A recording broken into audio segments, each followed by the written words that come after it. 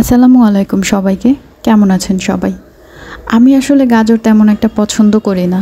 আর আমি আসলে এরকমও না যে মেয়েদের আছে না একটু বানানির প্রতি, একটু ভর্তার প্রতি, একটু টকের প্রতি রুচি থাকে অনেক বেশি। আমি আবার সেরকম না। আমার আসলে এগুলো তেমন একটা ভালো লাগে না।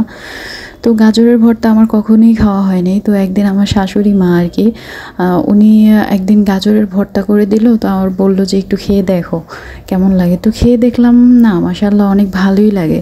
তো এরপর থেকে মানে মা যখনই গাজরের ভর্তা বানায় আমিও খাই, আলহামদুলিল্লাহ অনেক ভালো লাগে।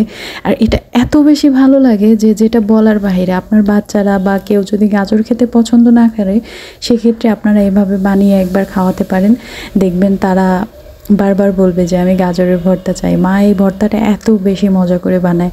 তো দেখতেই পাচ্ছেন এখানে মরিচের গুঁড়া, সরিষার তেল, তারপরে হচ্ছে চিনি, তারপরে 2টা শুকনো মরিচ, এরপরে তেঁতুল, এগুলো দিয়ে দিচ্ছে। আর একটু পানি দিয়ে দিবে যেহেতু এটা একদম শুকনা শুকনা মাখাতে পারবে না, যার জন্য। তো প্রথমে আগে এই তেঁতুল, মরিচ আর চিনি এগুলোকে সুন্দর করে মাখিয়ে নেবে।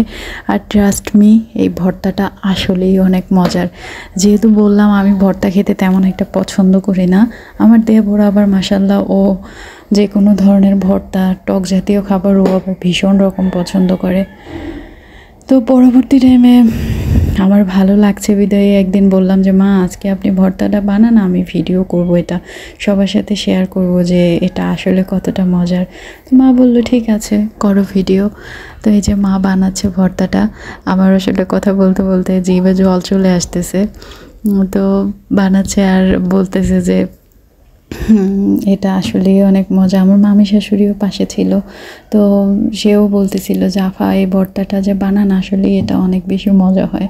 তো এখানে পরে দেখলো যে মাখানোর সময় দেখলো আর একটু পানি দরকার, তারপর আর একটু পানি দিল, কারণ এটা একদম শুকনো শুকনো খেতেও ভালো লাগে না, যার জন্য একটু পানি দিল। আর আপনারা এভাবে বানিয়ে খেয়ে দেখবেন, সত্যি কথা বলতেছি জীবনেও আর বলবেন না যে আমি গাজর খাই না।